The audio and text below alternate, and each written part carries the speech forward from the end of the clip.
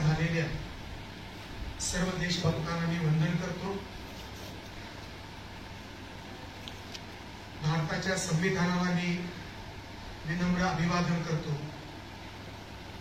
संविधानाचे शिल्पकार निर्माते डॉक्टर बाबासाहेब आंबेडकरांच्या कर्तृत्वाला मी वंदन करतो।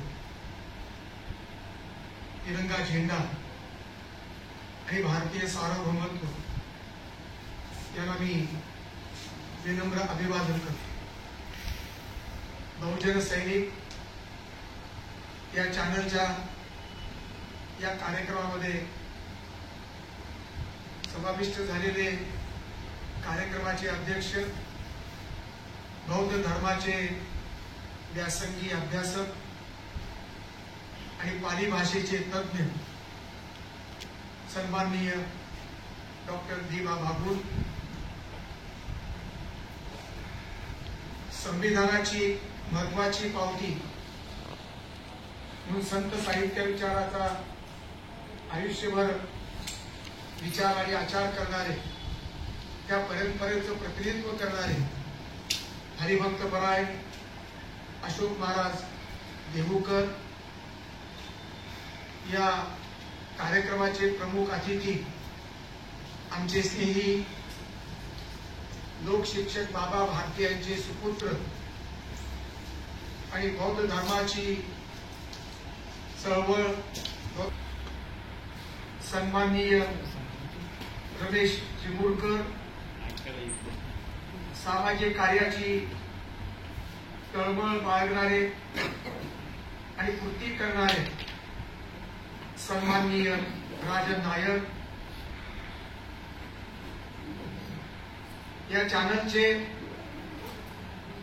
बहुआयामी अशा प्रकारचे निष्ठावंत संयोजक, पत्रकार,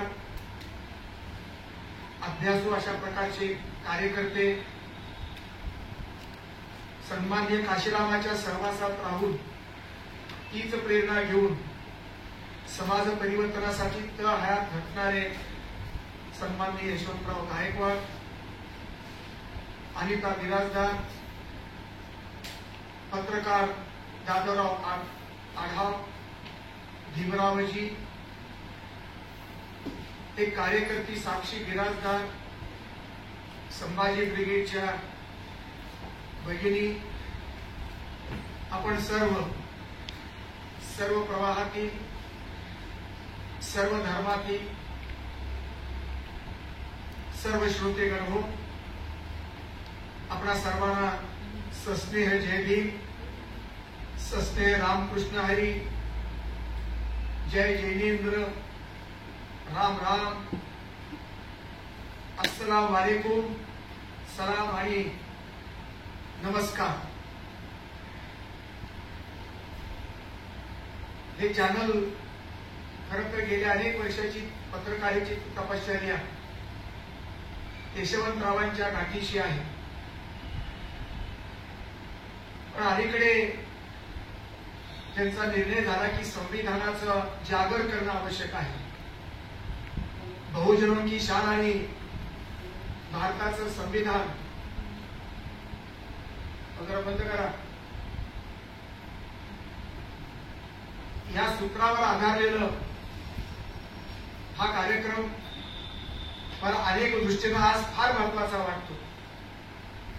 समाजामध्ये लोकशाहीला धोका निर्माण झालेल्या कालखंडात संविधानाला सर्व बाजूनी कोंडी करण्याचे कळत नकळत प्रयत्न सर्वांचे चालू असताना संविधान जागृतीला वाऱ्यावर सोडून स्वतःचा स्वार्थ साधणारं राजकारण, समाजकारण आणि आंधळ धर्मकारण चालू असलेल्या कालखंडामध्ये हा एक आशेचा किरण म्हणून भारताचं पवित्र संविधान यशवंतरावांनी तुमच्या आमच्या समोर जागरणासाठी हा उपक्रम आयोजिलेला आहे।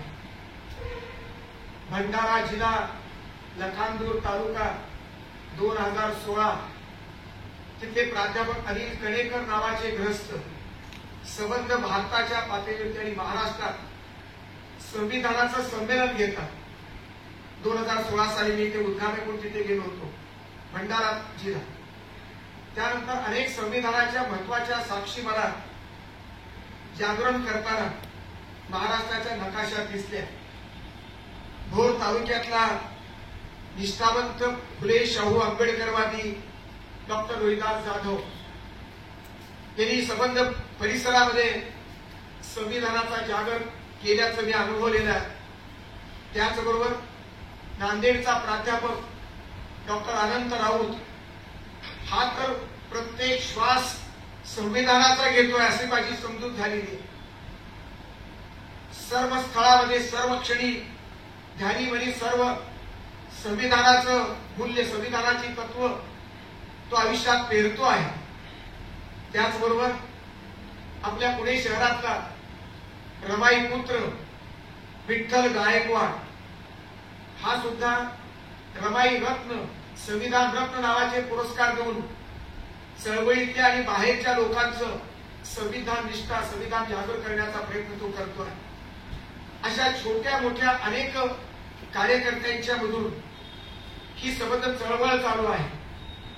खरं तर साक्षरता ही साहित्याची असते, आरोग्याची असते, संस्कृतीची असते, देशप्रेमाची असते. त्यामध्ये सगळ्यात वरचा क्रमांक संविधान साक्षरतेचा असतो.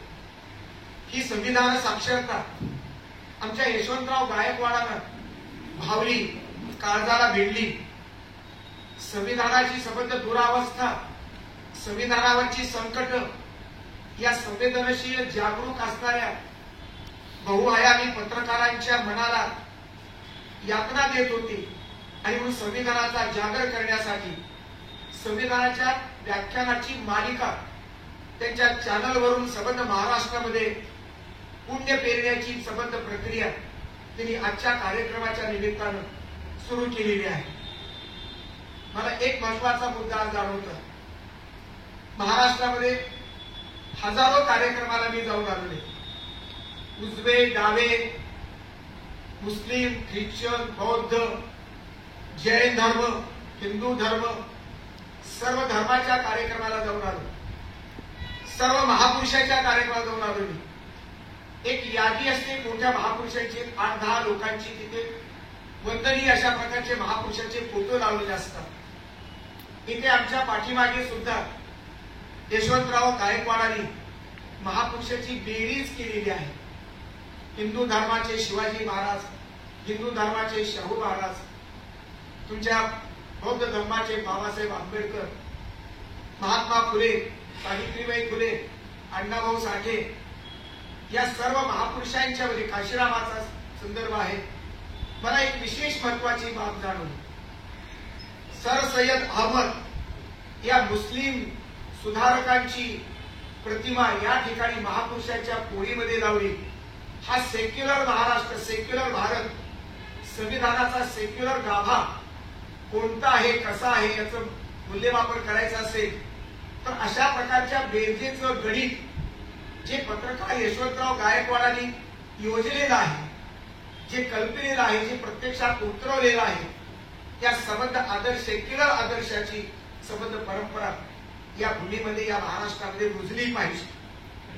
सर्व धर्माचे लावतात, बाळू अण्णा लावतात, रघुजी भांगडा लावतात, तुमचा बिरसा मुंडा लावतात, अहिल्याबाई होळकर लावतात, सर्व विवेकानंद लावतात, आगरकर लोकमान्य टिळक लावतात, कुणी गोळवलकर लावतात, शिवाजी महाराज, शाहू महाराज, बाबासाहेब आंबेडकर हे कॉमन आहे, हे सगळे लावतातच. पण यामध्ये मला विशेष अभिनंदनाची बाब मी मानतो की जिथे मुस्लिमांच्या विरुद्ध या देशातल्या संविधानाच्या सेक्युलर संविधानाच्या साक्षीनं आक्रमक हिंदू धर्म निर्माण करून जो खरा धर्म नसतो, खरा धर्म संतांचा, खरा धर्म ज्ञानेश्वराचा, खरा धर्म तुकारामाचा, खरा धर्म चोखा मेहऱ्याचा, खरा धर्म नरहरी सोनार, गोरा कुंभार, मुक्ताचा, संत मुक्ताबाईचा, खरा धर्म तुकडोजी महाराजांचा, खरा धर्म गाडगे महाराजांचा आणि अशा प्रकारच्या या हिंदू धर्माच्या साक्षीनं एक आक्रमक हिंदुत्व निर्माण करून मुस्लिमांच्या विरुद्ध दहशत निर्माण करण्याचा प्रयत्न राजकीय शक्ती आणि धार्मिक शक्तीच्या बेरजेतून हा प्रयोग येतो आहे. आणखी एक महत्वाची गोष्ट मला जाणवते आणि या कार्यक्रमाच्या निमित्तानं मला ती जाणवली, ती महत्वाची बाब आहे. फुले शाहू आंबेडकरांचे कार्यक्रम, आंबेडकरी चळवळीचे कार्यक्रम हे बिना महाराजांचे होत असतात. आज या कार्यक्रमामध्ये संविधानाचे सर्व पैलू इथे जमा झालेले आहेत. सर्व जाती धर्माचं संमेलन आहे. संत साहित्याला प्रमाण मानणाऱ्या महाराजांचं आहे, महापुरुषाला प्रमाण मानणाऱ्या सर्व अभ्यासकांचं आहे, सर्व जाती धर्माची मंडळी या ठिकाणी आलेले. खरं तर संविधानाचं सुंदर छोटस रूप मला या सभागृहात दिसत आहे. सावित्रीबाईची पुण्य त्या ठिकाणी कामी आलेली आहे.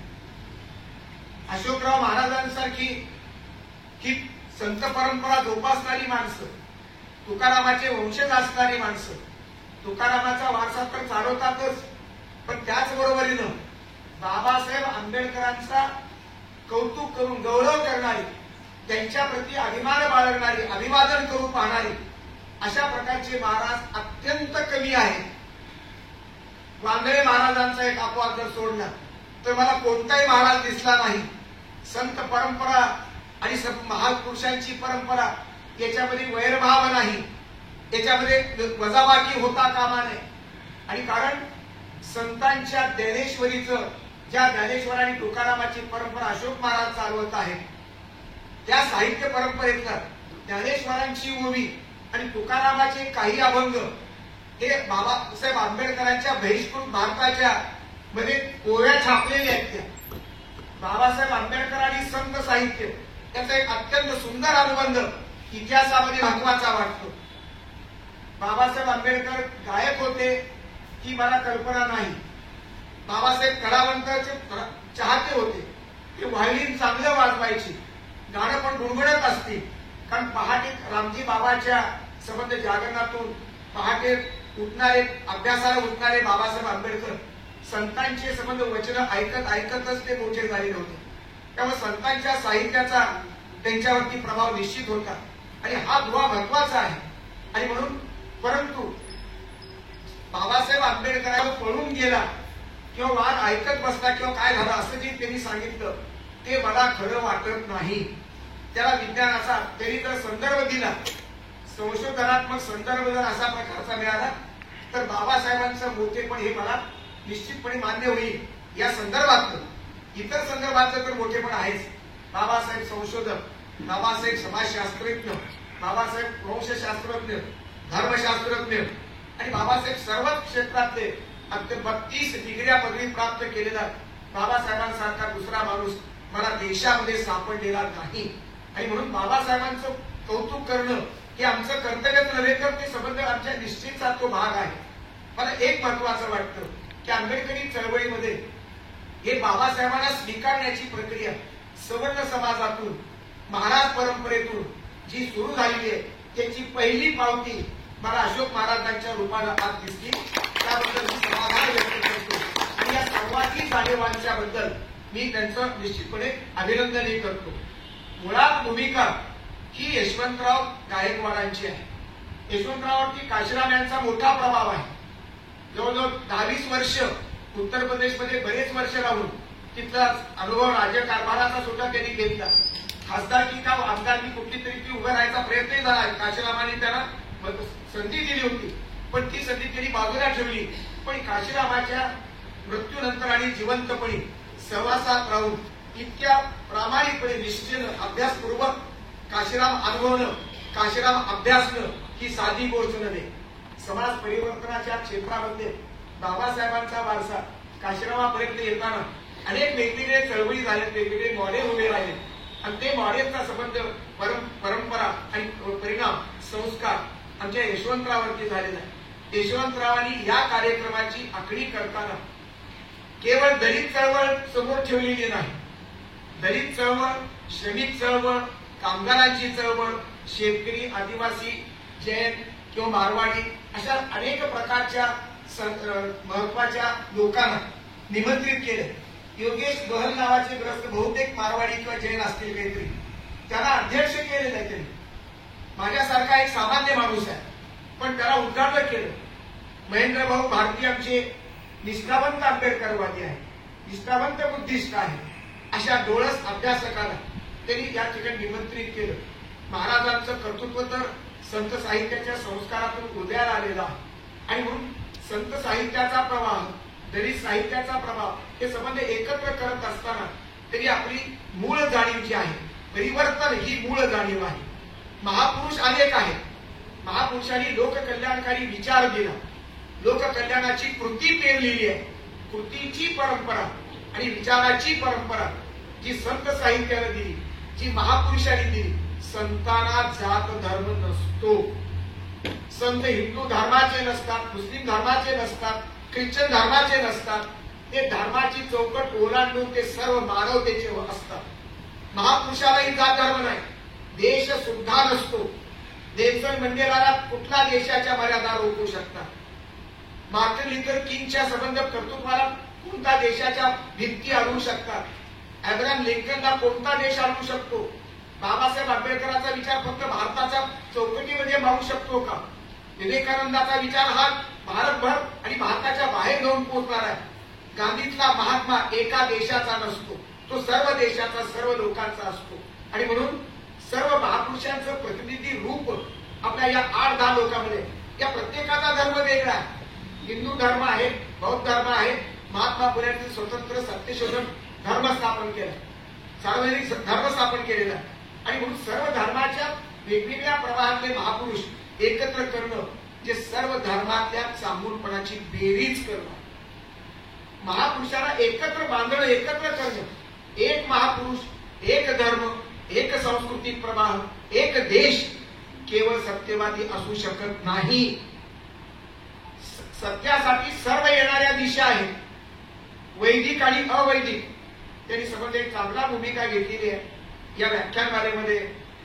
त्यांनी सबंध इतिहास जाणून घ्यायचा आहे का आणि इतिहास नव्या पिढीला सांगायचा. मान्यवर जवळजवळ 1000 लेखकांची, वक्त्यांची भाषणं यानंतरच्या टप्प्यामध्ये होणार आहे. एक जागरच आहे, राष्ट्रीय जागर. हिंदी आणि मराठीच्या संदर्भात ते करू इच्छित आहे. जागरणातून प्रबोधन होतं. आजपर्यंत प्रबोधन झालं, पण ते चौकटीबद्ध प्रबोधन झालं, ते दूषित प्रबोधन झालं. प्रबोधनाची दिशा हुकलेली आहे. एवढे महापुरुष आपल्याकडे असताना ठीक आहे, काही उजव्या लोकांना तुम्ही महापुरुष मानू नका, ते बाजूला ठेवा. लोकमान्य टिळकांच्या बद्दल काही मतभेद असतील ते बाजूला ठेवा. सावरकरांच्या बद्दल काही मतभेद, धार्मिक मतभेद, त्याला बाजूला ठेवा. पण फुले, शाहू, आंबेडकरांसारखी माणसं, शिवाजी राजासारखा राजा, महात्मा गांधीसारखा महात्मा, बसवेश्वरासारखा महात्मा किंवा बिरसा मुंडासारखे आदिवासी अशा प्रकारचे क्रांतीवीर, राणी चंदम्मा, राणी दुर्गावती अशा प्रकारच्या संबंध महापुरुषांच्या बेरजेतून हा संबंध देश घडवलेला आहे. आणि एकच महापुरुष होऊ शकत नाही, किती मोठा असो. एक महापुरुष सर्व प्रश्नांची उत्तरं देऊ शकत नाही. महापुरुषाच्या कालखंडामध्ये जेवढा प्रश्न त्याला समजले, जेवढे प्रश्न उपस्थित होतात, त्याच प्रश्नाची उत्तरं देण्याचा प्रयत्न महापुरुष आपल्या बुद्धिवादी भूमिकेतून तो करत असतो. पण महापुरुष माणूस असतो आणि माणसाला हात, पाय, डोकं एवढंच असतं, यापेक्षा अडिशनल काही नसतं. एका विशिष्ट कालखंडामध्ये, एका विशिष्ट क्षेत्रामध्ये महापुरुष हा योगदान देत असतो आणि म्हणून तो महापुरुष असतो. सामान्य माणसाच्या मर्यादा वजा करून तो महापुरुष होतो. पण महापुरुष झाला तरी तो माणूस असतो, म्हणून सामान्य माणसाच्या मर्यादा संपूर्णपणे दुगावू शकत नाही. उठणं, बसणं, बोलणं हे काही साधी गोष्टी, एक एक वाक्य विधान होतात. आता आगरकर आणि टिळकांच्या संबंध जर कोणी महापुरुष मानत असेल तर एकमेकाशी भांडत असताना ते महारोगी म्हणतात, गंजीवरचा महारोगी म्हणतात एक जण, आणि दुसरा म्हणतो कुत्रा. टिळक आणि आगरकरांची ही भाषा आहे. तशी अनेक महापुरुष वेगवेगळ्या पद्धतीनं बोलत असतात. त्यांच्यातला सामान्य माणूस बोलतो आणि सामान्य माणसाचे बोलणं, सामान्य माणसाचे विचार हे महापुरुषाचे विचार नसतात. म्हणजे प्रत्येक आयुष्य जगलेल्या महापुरुषाच्या आयुष्यातला प्रत्येक शब्द महापुरुषपणाच्या पातळीचा नसतो, तत्वज्ञानात्मक नसतो. आणि म्हणून आपल्याला महापुरुषांची मर्यादा वजा करून त्यांचं सामर्थ्य एकत्रित केलं पाहिजे, हा मला महत्वाचा विचार वाटतो. या विचाराच्या जागरामध्ये आमचे यशवंतराव गायकवाड रमलेले आहेत. अनेक महापुरुष आणि अनेक वक्ते ते येणार आहेत. त्या वक्त्यांमध्ये त्यांनी विषय वेगवेगळे ठेवले. एक आहे आर्य आणि अनार्य. द्वंद्व आहे आपल्याकडे. आर्य संस्कृती आणि आर्यांची संस्कृती. आर्य इतके होते, द्रविडी इतके होते, भारतातले मूळ रहिवासी. त्यासोबत नागवैद्य वंश आहे, आदिवासींचा वंश आहे आणि आर्य बाहेरून आले अशा प्रकारचा सिद्धांत टिळकांनीच मांडल्यामुळं तो नाकारता येणार नाही. पण नील वराड पांडे नावाचे ग्रस्त नागपूरचे, त्यांनी मात्र टिळकांच्या या सिद्धांताला विरोध केलाय की हे आर्य हे बाहेरचे नसून इथलेच आहेत. आता याच्यातला हे खोल गुहा आहे. भूतकाळाच्या गुहेमध्ये शिरून आपल्याला त्याचा शोध घेणं हे महत्वाचं आहे. संशोधकांनी जरूर संशोधन करावं, पण संशोधनाचा निर्णय जो झाला, निष्कर्ष येतील त्याला चिकटून राहून त्याच्यावरती दुराग्रह करणं हे योग्य नाही. सत्याकडे जाण्याच्या अनेक पद्धती आहेत, वेगवेगळ्या भाषा आहेत, वेगवेगळ्या भूमिका सुद्धा आहेत. राजा रजवाड्यांचा इतिहास हा राजा रजवाड्यांचा इतिहास आहे. ब्राह्मणांनी लिहिलेला शिवाजी महाराजांचा इतिहास आणि ब्राह्मणेतरांनी त्याचा अर्थ लावलेला हे वेगवेगळं आहे. जातीनिहाय इतिहास असतो, धर्मनिहाय इतिहास असतो, देशाच्या भूमिकेतून लिहिलेला इतिहास असतो आणि मग इतिहासामध्ये एकच सत्य वेगवेगळ्या पद्धतीनं काम करत असतं. बौद्ध आणि हिंदूचा संघर्ष झाला, बौद्ध आणि हिंदूंचा संवाद झाला. आक्रमक मुसलमान इथे आलेले, अलाउद्दीन खिलजी असो, गजनी असो, मोगल असो, या सर्व लोकांनी इथे आक्रमण केलेलं आहे इथल्या मूळच्या सगळ्या धर्माच्या वरती. पण हे आक्रमण करत असताना त्यामध्ये समतेचा विचार मांडलेला आहे. म्हणूनच महात्मा फुल्यासारखा महात्मा माणूस ख्रिस्त मोहम्मद मातंगाडी त्या ब्राह्मणाशी धरावे पोटाशी, आयुष्यभर ब्राह्मणांचा विरोध करणारा महात्मा फुलेसारखा माणूस या अखंडामध्ये, या अभंगामध्ये अशी रचना करतो की मातंगाशी पोटाशी धरावे. महाराशी म्हटलं नाही, आदिवासीशी म्हटलं नाही, ब्राह्मणाशी पोटाशी धरावे म्हणतो, ख्रिस्ता पोटाशी धरावे म्हणतो आणि तुमच्या मोहम्मदाशी पोटाशी धरावे. मुसलमान, ख्रिस्त, ब्राह्मण आणि मातंग या चारच लोकांना पोटाशी धरा म्हणतो. मग हा महात्मा कसा संकुचित आहे का? हे प्रातिनिधिक स्वरूपाच्या जाती आहेत. धर्माचे प्रतिनिधी म्हणून इस्लाम धर्म, मोहम्मद पैगंबराच्या संदर्भातलं साने गुरुजींनी, ब्राह्मण साने गुरुजींनी मोहम्मद पैगंबरांचं गुणगान गायलं, चरित्र लेखन केलंय, रसाळ भाषेत केलंय.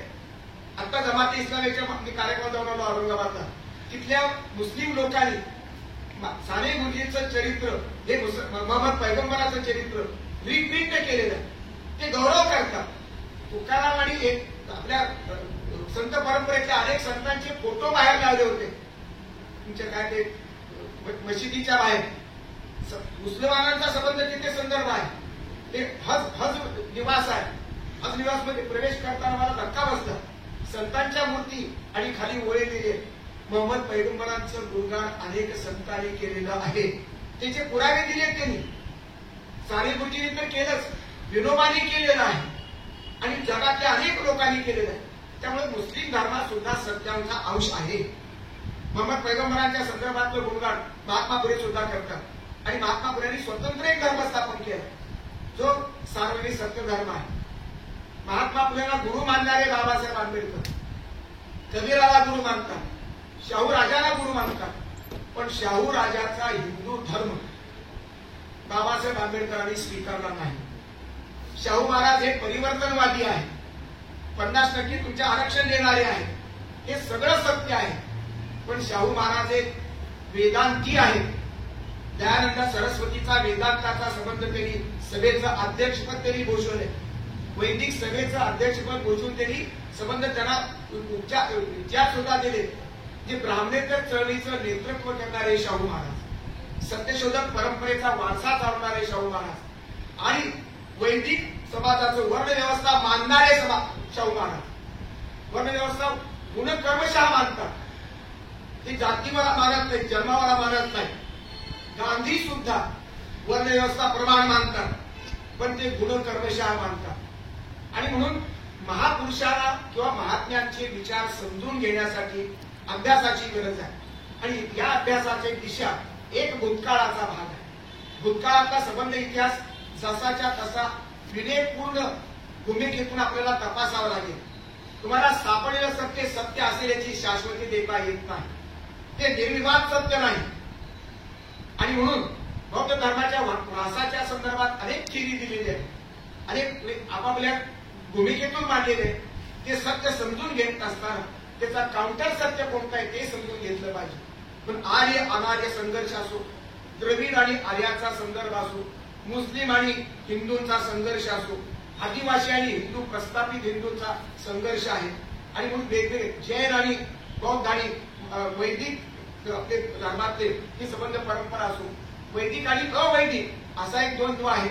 वैदिकामध्ये अनेक पंथ आहे, नाथ पंथ आहे, मानभाव पंथ आहे, वेगवेगळा वारकरी पंथ आहे, म्हणजे अनेक पंथ आहेत. आणि म्हणून वेगवेगळ्या पंथांच्या संदर्भातली मांडणी, तत्वज्ञानात्मक मांडणी अनेकांनी केलेली आहे. स्वामी विवेकानंदांनी हिंदू धर्मातल्या ब्राह्मणवादावर जेवढी एवढी मोठी टीका केली आहे, ती कोणतीही टीका, इतकी जहरी टीका, इतकी वस्तुनिष्ठ टीका ती कुठेच ऐकलेली वाचलेली नाही. म्हणून विवेकानंद हिंदू धर्माचे असून सुद्धा हिंदू धर्माच्या सूत्र ज्याच्या ब्राह्मणाच्या हातात आहे त्या ब्राह्मणवादाला अत्यंत टोकाच्या अशा प्रकारचा विरोध त्यांनी केलेला आहे. बसवेश्वर महात्मा, त्यालाही महात्मा म्हणतात, हा पहिला लोकशाहीवादी माणूस आहे. या देशाच्या लोकशाहीच्या परंपरेमध्ये 13व्या-12व्या शतकामध्ये लोकशाहीची संबंध स्थापना करणारा हा पहिला भारतीय आहे. आणि म्हणून 2013च्या ब्रिटिश पार्लमेंटमध्ये या बसवेश्वराचं अभिनंदन केलं त्यांनी.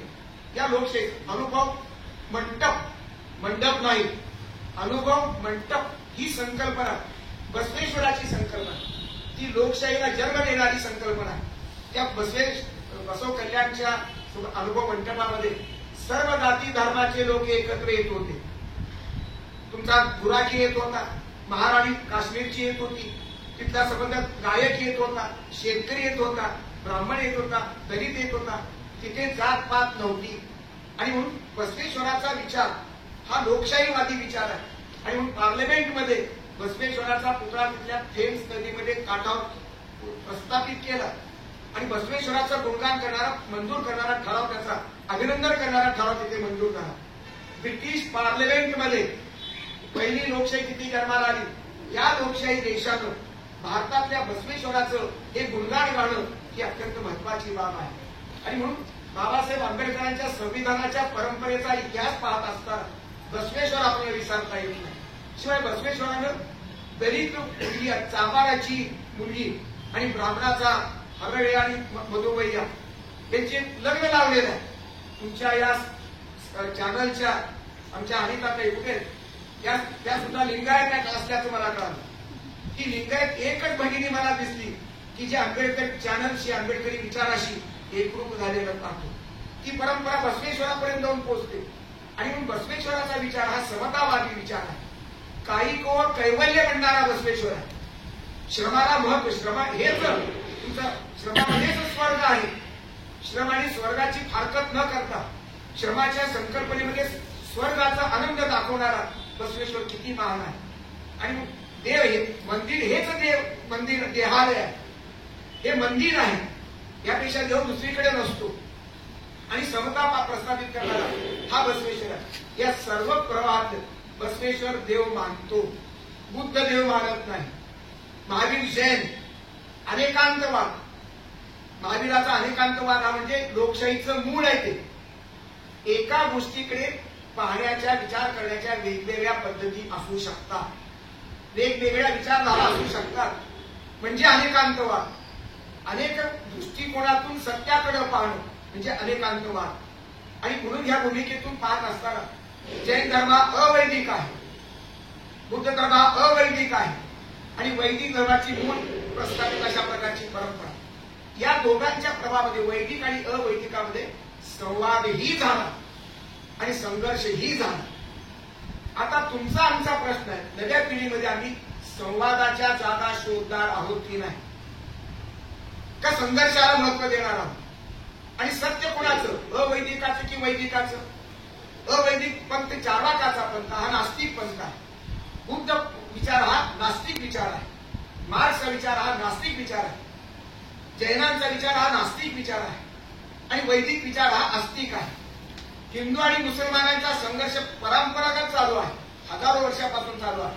तरी सुद्धा दोन्हीही पंथ ईश्वर मानतात.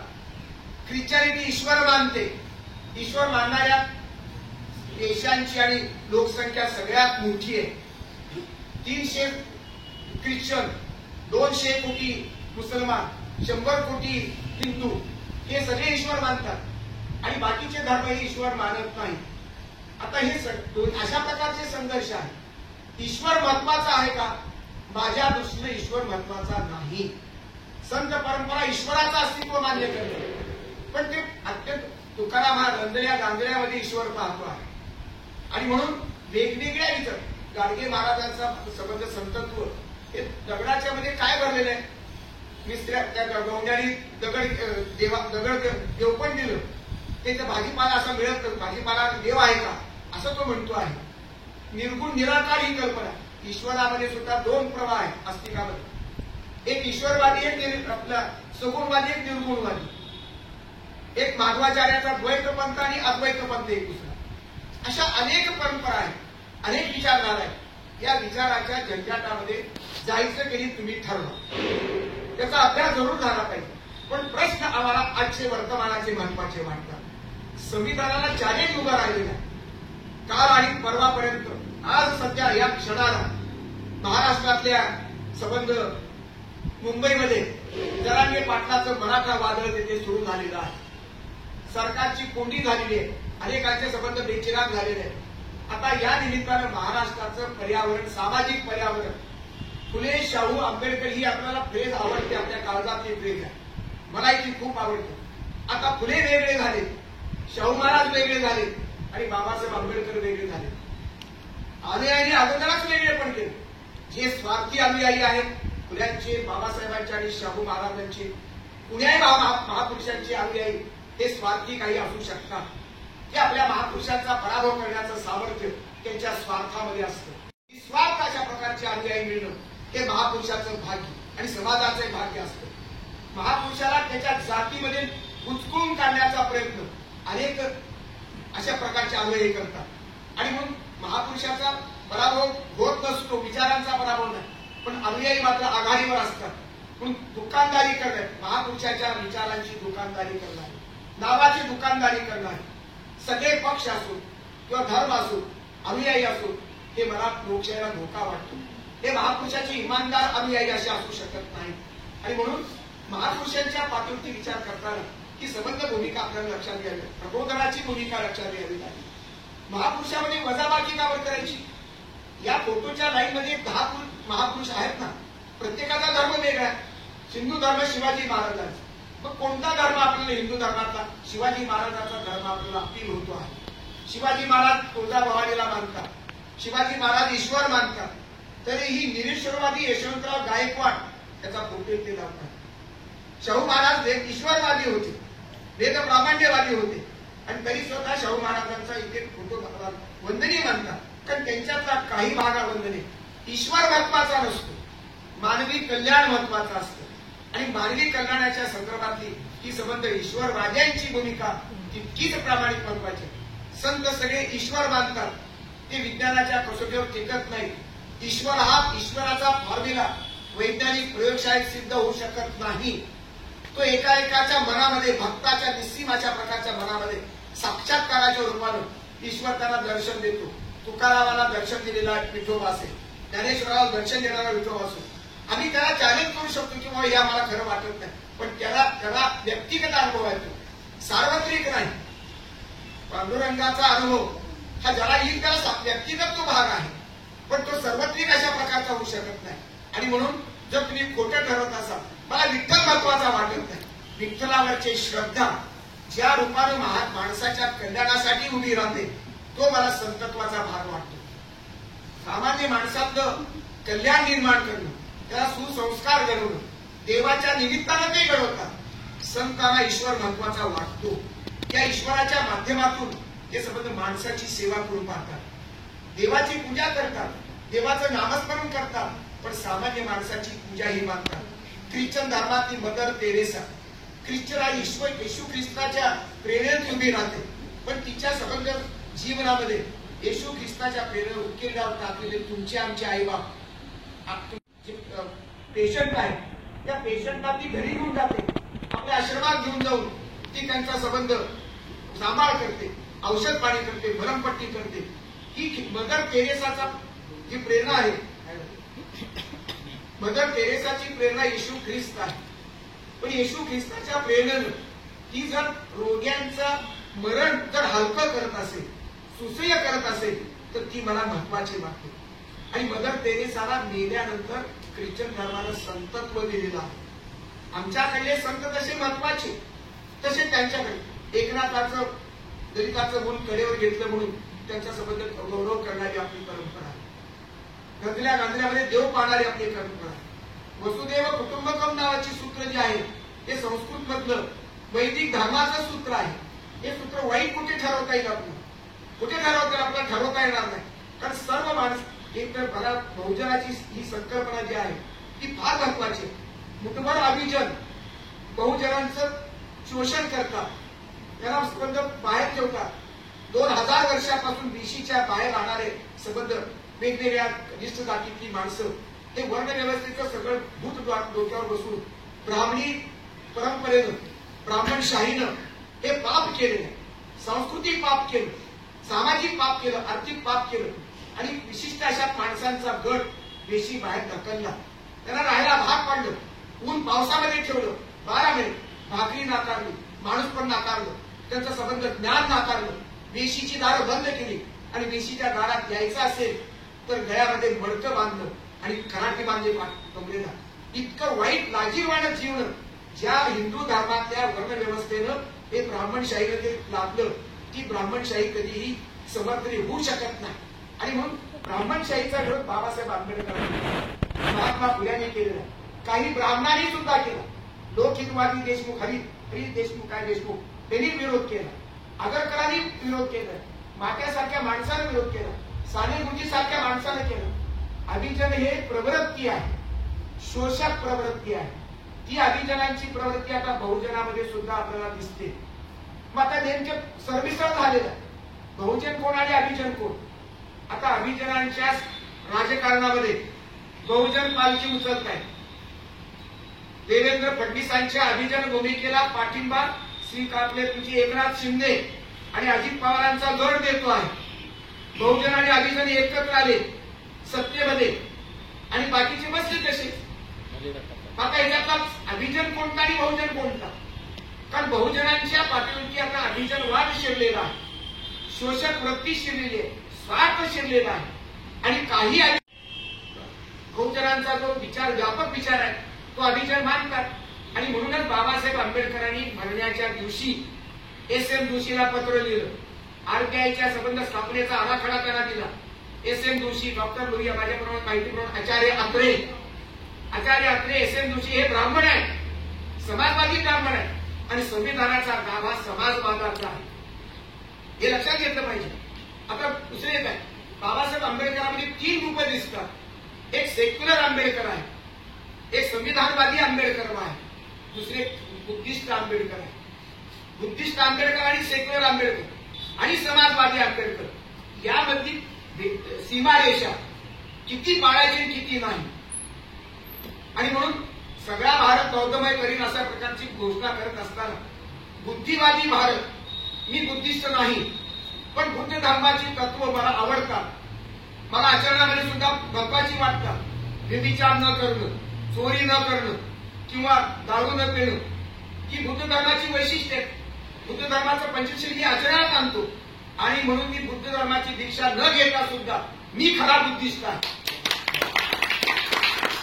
मी काय बघायचं, गाभा समजून घ्यायला पाहिजे.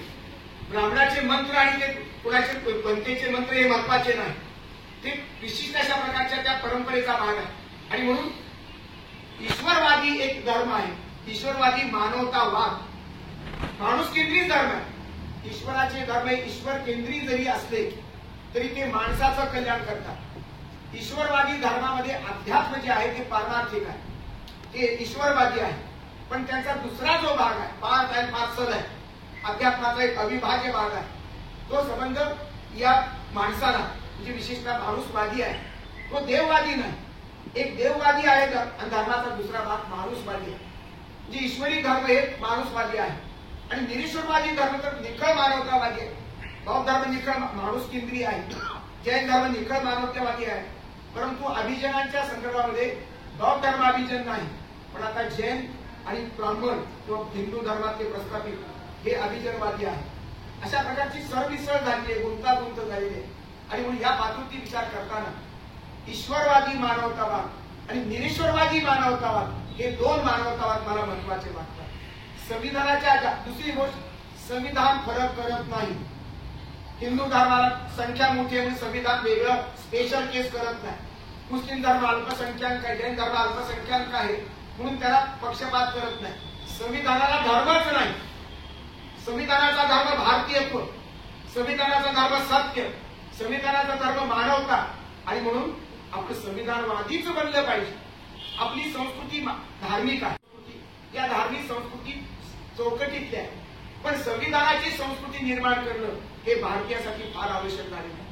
आज छोटे छोटे उद्या ब्राह्मणाची संस्कृती, माळ्याची संस्कृती, धनगराची संस्कृती, आदिवासीची संस्कृती, मुसलमानाची संस्कृती, सिया मुसलमानाची संस्कृती, पुन्हा सुन्नी मुसलमानाची संस्कृती, अहमदी मुसलमानाची संस्कृती, कॅथोलिक ख्रिश्चनाची संस्कृती, प्रोटेस्टंट ख्रिश्चन, अशा प्रकारची तर तुकडे तुकडे केले तर भारताचे अगणित तुकडे होते.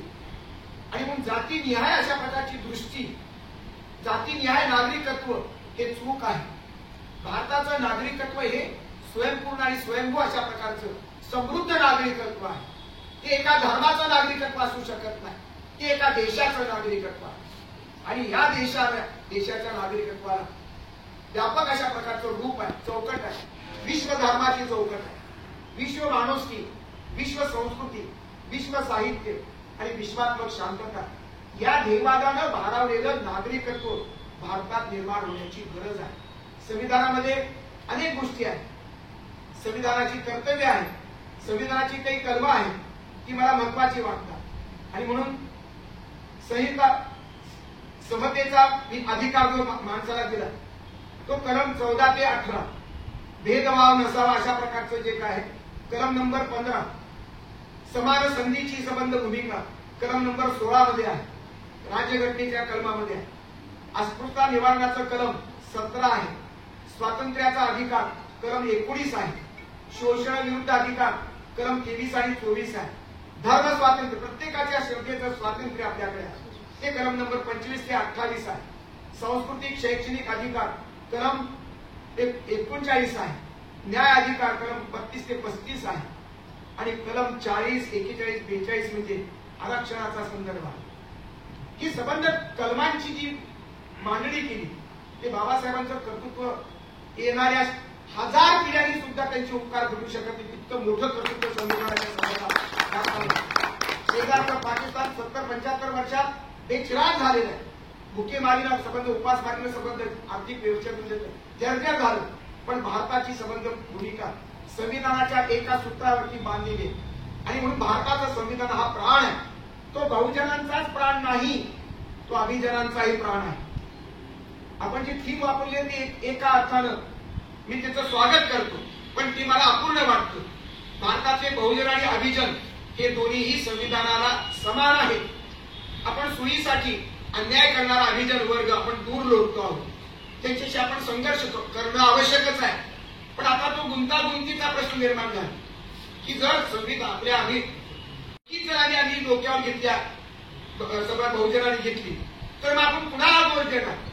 त्या पालखी घेण्याला बहुजनांना देणार आहोत की अभिजनांना देणार आहोत? म्हणून आत्मपरीक्षण करणं आणि परीक्षण करणं दोन्हीही प्रकार अपेक्षित आहेत. सर्व विचार प्रवाहांची तपासणी, कडक तपासणी करावी, सत्याला स्मरून करावी, विवेकाधारित करायला पाहिजे, वस्तुनिष्ठ विचाराच्या अंगानं करावी.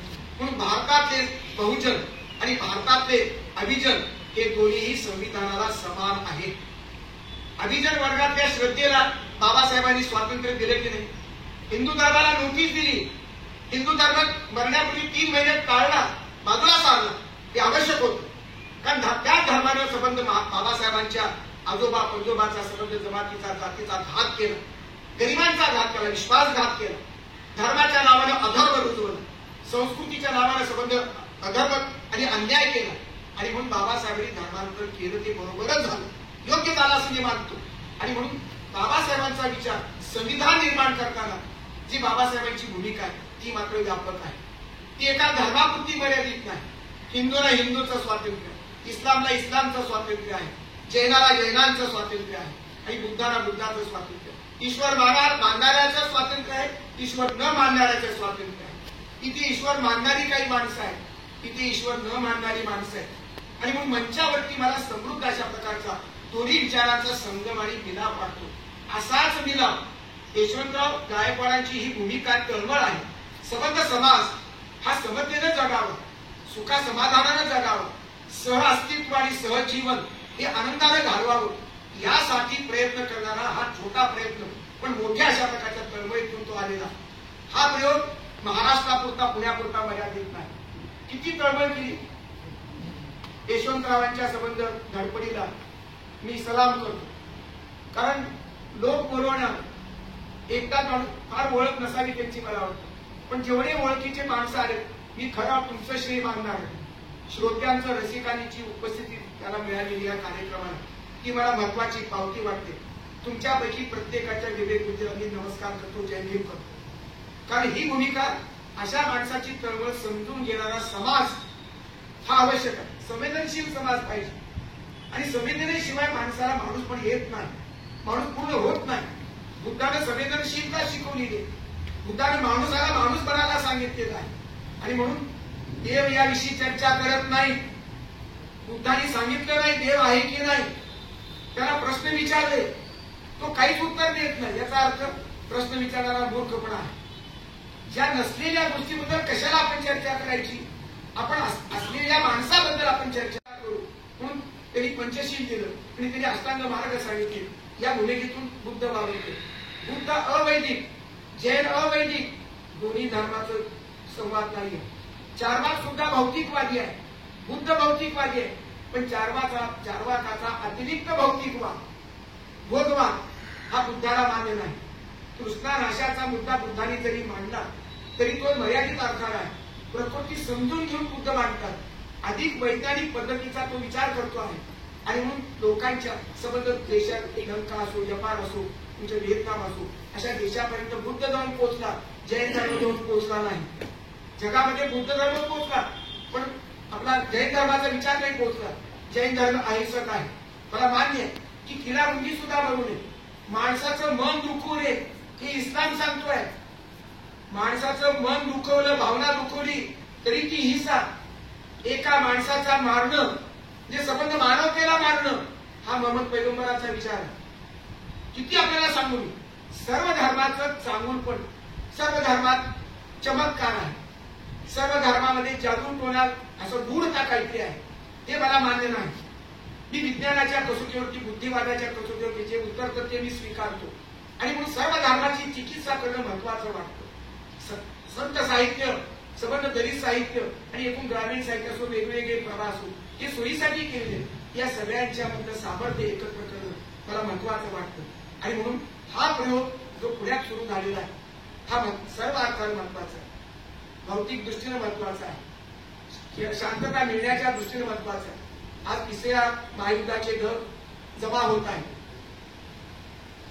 युक्रेन आणि रशिया, तैवान आणि चीन, अमेरिकेचा संबंध 30 नाटोंचं राष्ट्र झालेलं अमेरिका बलाढ्य, भारत आणि पाकिस्तानचे भांडे लावतोय तोच ट्रम्प आणि तोच शांत करण्याचा प्रयत्न करतो. पुन्हा वरून 50% प्रेरित लावतोय तो. अशा प्रकारचं शोषण मोठी राष्ट्र शोषण करतायत. लहान माणसं आणि लहान राष्ट्र सुद्धा त्याच्यात भरले जात आहेत. अशा परिस्थितीमध्ये शत्रू असलेल्या चीनशी संलग्न करून रशियाच्या मध्यस्थीनं आपलं अस्तित्व टिकवणं हे भारताला महत्वाचं आहे. असे अस्तित्वाचे प्रश्न आहेत. धर्माला संबंध अस्तित्व माणूस बिघडलेला आहे. धर्मानं किती चांगलं केलं हे एक वेगळा हिशेब आहे, पण धर्मांधतेनं माणूस बिघडला. हिंदू धर्माची धर्मांधता असो, इस्लामचा दहशतवाद असो, ख्रिश्चनांचा संबंध अज्ञान असो, या सर्व धर्माच्या संबंध अंधश्रद्धेनं संबंध माणसाचं वाटोळ झालेलं आहे. अशा परिस्थितीमध्ये संतांची बेरीज, विवेकाची बेरीज, चांगुलपणाची बेरीज, महापुरुषाच्या सामर्थ्याची बेरीज हीच आपल्याला वाटू शकते. आणि ही संबंध बेरीज संविधानामध्ये आहे. म्हणून संविधान श्रेष्ठ, संविधान संस्कृती जपावी, पुजावी आणि ती अंमलात आणावी, आचरणात आणावी. संविधान संस्कृतीच अंतिम सत्य आहे आणि संविधान संस्कृतीच्या माध्यमातून विश्व संस्कृती जपणं, विश्व मानवाला आपण अभिवादन करणं हे महत्वाचं. विश्व मानवाच्या विश्व शांतीसाठी झटत राहणं हाच प्रबोधनाचा खरा मार्ग आहे. आणि म्हणून या चॅनलला, बहुजन सैनिकांच्या चॅनलला मी शुभेच्छा देतो आणि या चॅनलचं उद्घाटन झालं असं मी जाहीर करतो. आपले यशवंतराव कुठे आहे? यशवंतराव करता त्यांनी करून घेतला असतं कोणाकडून, पण तसा विचार स्वार्थी वाढत नाही. सतत कामामध्ये बघून तळमळ महत्वाची, देशहित मानव हिताची तळमळ महत्वाची अशा या व्यापक जाणीवेच्या आमच्या मित्राला, पत्रकाराला मी त्यांनी अर्पण केलेली माझी शाल त्यालाच अर्पण करतो आणि आपला सत्कार करणार.